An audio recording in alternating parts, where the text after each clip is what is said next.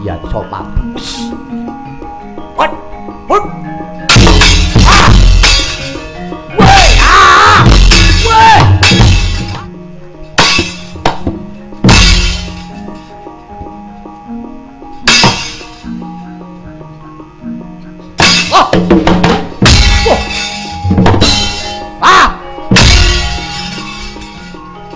Mati. Yo, ayah.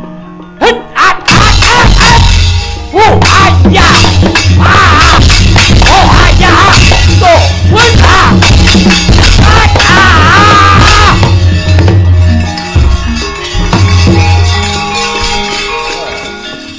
Jumadung dawuh sinuwun. Kula ingkang abdi Ditya Kala Kalana Sura jumadung dawuh. Kula Ditya Kala Singaranu. Kula Arkata Sura jumadung dawuh kula iki saged ngambah toya. Kowe sing mlebana jroning banyu. Perusahaan bendunganing para Pandhawa tambahing para Pandhawa. Liyane para prajurit, para yaksa. Kowe gawe giri godhana pesanggraning para Pandhawa Serayu. Yen perlu prajurit para Pandhawa entekno sampurnakno, aja nganti mbok ngengei kabeh yen sampurnake. Aja nganti ngengei pateni kabeh. Wah, lah dalah. Sampun waspatos sing penggalih. Kula ingkang sagah badhe ndadani tambakipun para Pandhawa. Nggih, ingkang wonten dedharatan kula pun Kalana Sura ingkang badhe mandhekani para prajurit. Aja gawe wirang, aja gawe isin. Ingsun wis manunggal sajiwa kelawan Sinuwun Prabu Dridul budhal kabeh para prajurit yaksa.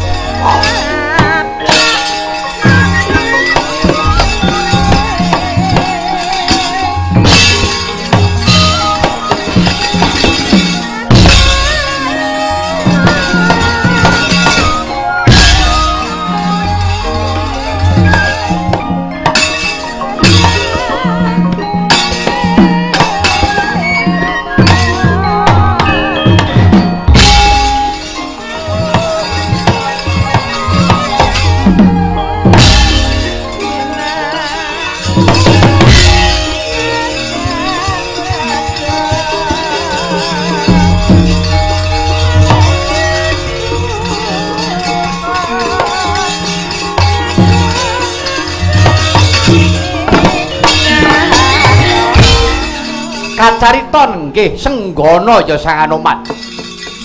Tandang krida ngrebahaken kekayon. Saha ingkang ageng-ageng Dendungkari.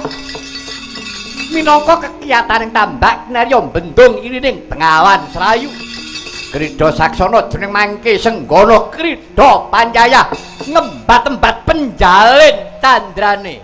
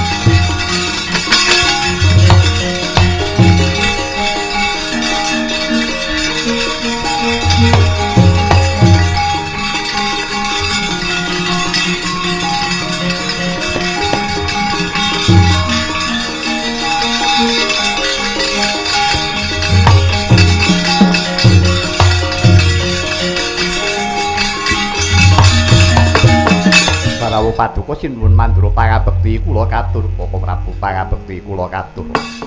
Anoman Setyaki ya. Pangabektimu tak tampa dadake sukarna rasan Tyas ingsun. Anoman wonten dawuh. Aja enak-enak kapenak aja ketungkul nggonmu makarya. Nadyan to sira makarya iki pakaryan kang luhur ning aja nganti pegat marang kaprayitnan. Liripun kados pundi? Lire mengkene. Tuwing rubeda kuwi mau bener. Kala mangsane dudu saka wong liya sok, kala mangsa saka kulawarga. Kuwi ya bisa ngribeti. Menapa wonten tuladanipun? Ana. Sejatine aku diaturi rawuh marang negara Ngastina ingkang wigati dijaluki panuwun kelawan Prabu Duryudana. Perkarane ya para Pandhawa nggone bendung Bengawan Serayu iki dianggep yen to iki gawe kapitunaning negara Ngastina. Lho sambetipun menapa? Lah, mula sangka kuwi. Mongko ora kurang-kurang panjenengan ingsun ngaturi priksa kelawan Cahya Prabu Duryudana. Tak kon nindakake jiwa kasatriyan, aja iri aja meri. Gandeng Ngastina kuwi ya duwe laladan duwe kali gedhe ingkang aran Kali Cengceng Guling. Kuwi bisa sing gawe rak Kurawa. Inggih. Nanging nyatane ora mengkono malah dur iki bakal ngribeti lawan para Pandhawa. Mula aja nganti ketungkul. Gedhekno kaprayitnanmu yen to nganti iki mengkono tukulaning mungsuh, trubusaning satru. Sing ati-ati. Mekaten nyutambang berkah pangestu. Yo. Ora kepenak rasane ngatiku jalaran. Sak pungkurku saka negara kidul iki mau gembruduk. Kowe aja kaget, aja gumunan, aja kagetan. Yen to kowe nyumurupi kanan sing sak cek urip kowe urung tau mrangguli. Menawi kula menika sampun apal menungso wujud menapa kemawon. Ya, aku percaya yen Anoman. Kuwi kawruhmu wis akeh, nanging kaya Setyaki Antarja Gatotkaca lan liya-liyane. Iki mengko mesti kaget. Inggih. Mula sing ati-ati. Yen ana kanan kaya ngono kuwi cetha yen to Srayan Ngastina ndang tandang ana bendang tumuli rampung pakaryani. Ngisaken dawuh paduka sinuwun.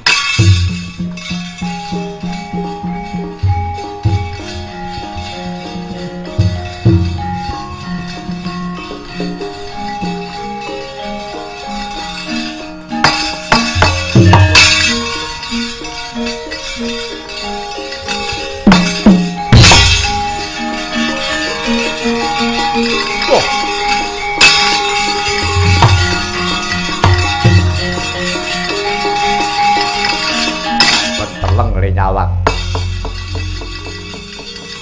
kaya ora tau weruh menungso jelalatan mripate mbake apa aku.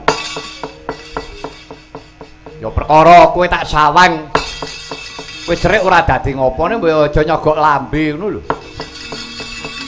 Sia-sia. Gus. Sapa kowe? Luwih dhisik ngaku wae prajurit saka ngendi nyala wadirakumu. Ya, dalan rupak lumo kedhisikan.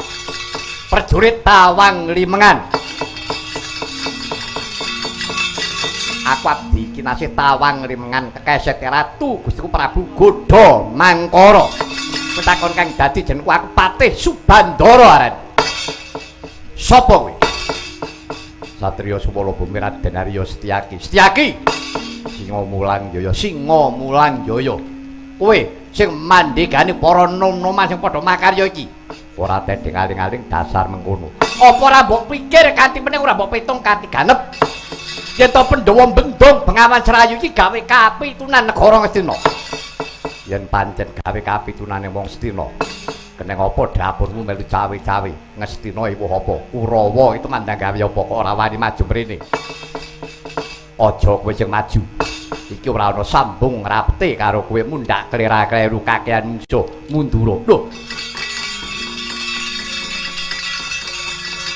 Kowe mundurke karo aku, Sing mbok ndelke apamu?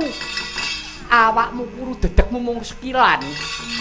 Lagi gedhe aku dhuwur aku. Ngrangsang apa iso teko cangklaan kowe. Ora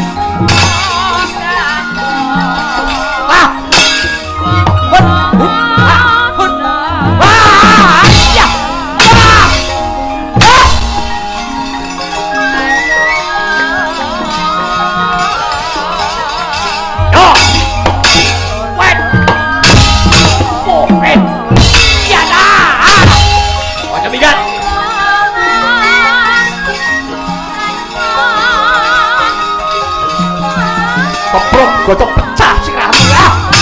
Woi. Oh, woi. Woi. Mati, Wan. Woi. Woi, Diana. Oh. Wah.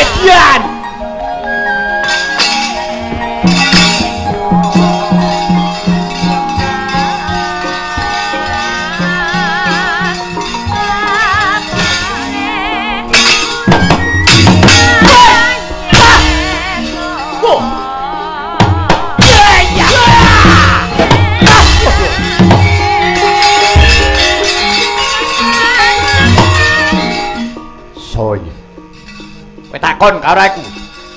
Atiku mbara nanggo Solo kuwi. Antarja, wis rayan Ngastina. Pikrerehane Kurawa. Kelitah-kelitih. Ora cek-cek kuwi. Ayo, ayo Nono. Putra Jodipati, Antarja. Sirna dening aku, idone ra akan mlonyoh awakmu. Loh. Oke. Mati kowe ya. Ah! Ya ya. Dian.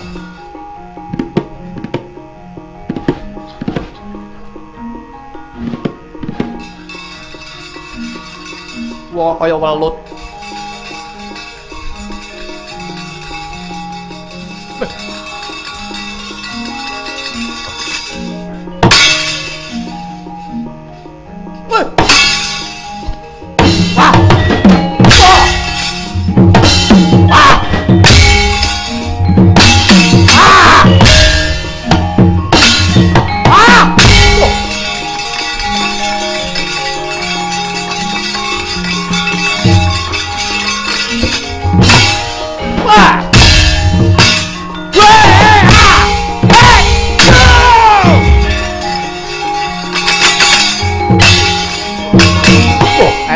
parat.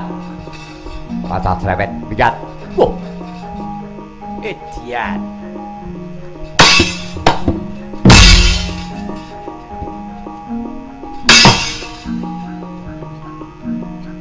Oh. Wah. Ah. Mati. Yo. Ayah. Oh ayah. Tuh.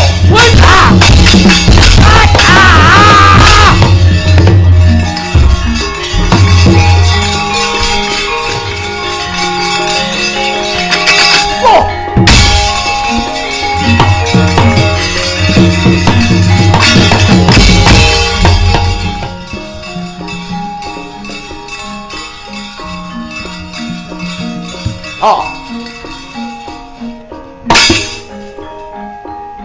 Mati kowe.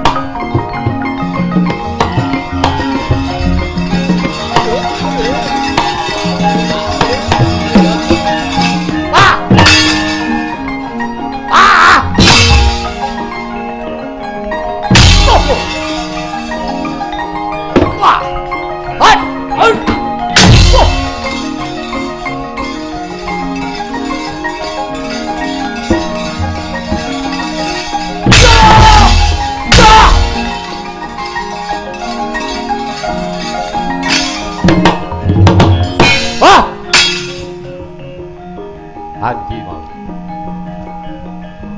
Wah. Wah, ketian. Woi, woi. Oh, Hai. Yo.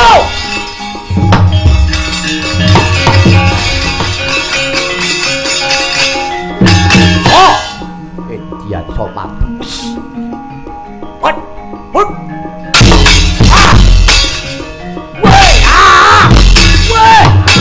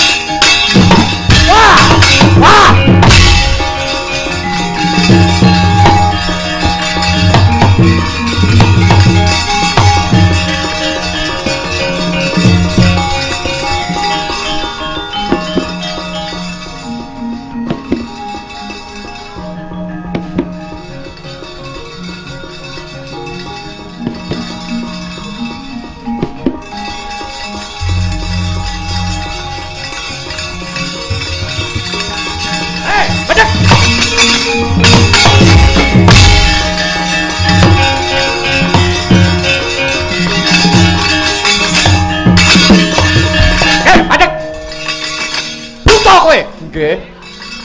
Buta kowe. Nggih. Ngaku sapa kowe? Ngaku sapa? Pupuk kowe sing urip aja mati nggo waras sapa aran? Kowe takon marang aku. Ayo gile dalah kok sik to, Pak. Pak. Yo sabar to. Takon karo aku Dedyakala Kalana Sura. Kepernah apa kowe karo Kurawa? Kowe ora dudu sanak dudu kadang. Kowe kuwi wong prewangan. Lah padake kesusupan demit. Kowe kongkonane Kurawa. Ya kowe sapa? Lek nomor 4 gatek Menata Mandura Prabu Baladewa kok Kersanawati Dara-dara. Kowe lan matake jaring Prabu Baladewa kok serep nyawamu. Ya, dasare sumuk kowe nyawamu. Yen kowe kena taeman wong kowe balya. Wong kowe balya. Ra di dhuwit nyoh, tak songoni bis-bisan. Bali ayo. Bali. Lho piye kuwi? Wateking prajurit timbang Bali wirang, luwung Bali dadi batang. Piye? Piye? Timbang Bali wirang, luwung Bali dadi batang. Ilani dadane Prabu Baladewa. Dublak tungkatang kemuhe.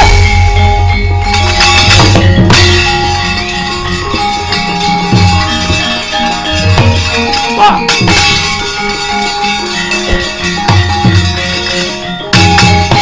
Ayo, katokno budimu. Katokno budimu. Kurang bono nyurono, kurang gampang bedat ya kurang sekti Gurwa ayo. Amdan kaya wong jolor putih kaya menjangan matu arane Baladewa gigit kulung sapa ayo. Sayuta mara saged timuri regane atiku. Yen pancen kowe kurang ilmu kowe Gurwa, kowe Gurwa. Cuh aku. Yo ngalah.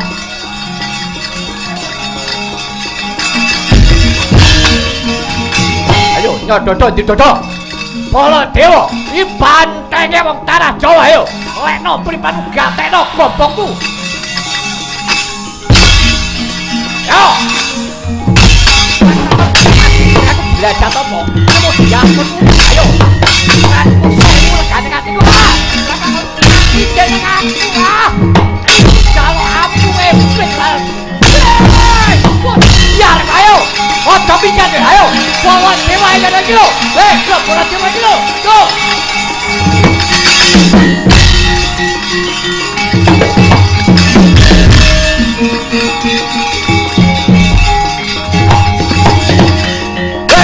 Ayo.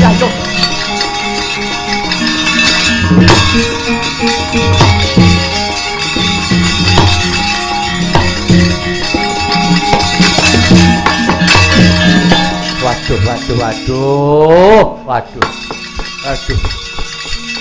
Gusti nyuwun ngapura. Walah. Akeh wong galah, akeh wong kejem nih ya ora kok ngono kuwi. Liyane kene disemayani lho.